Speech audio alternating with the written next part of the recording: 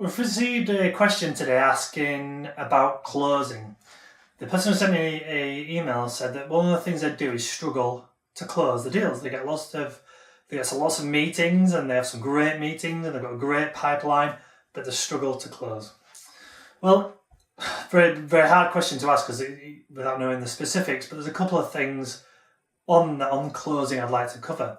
First and foremost, it's one of the biggest issues that salespeople have is that they struggle to close because they have a fear of failure.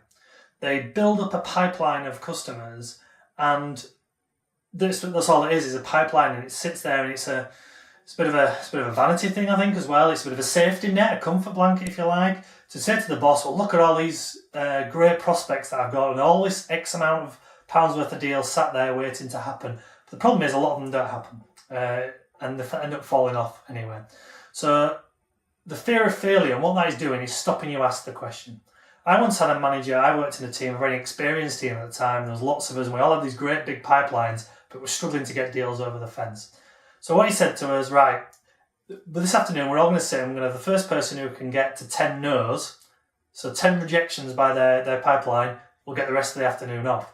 So it changed the mindset round, and everyone started asking the question.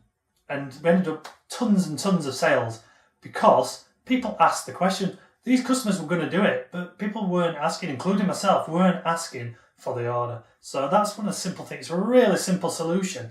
And how you do that can depend on your personality and the way you feel comfortable and the relationship you have with them. But it's as simple as just asking the question, is this something you want to do? How can we move forward? That's a great question because it's a bit less confrontational. The other element of closing is actually, with some people who struggle to close, it could be completely different. It could be actually something they do well earlier in the process. Now, one of the things that I've found that people do is don't head off objections from prospects.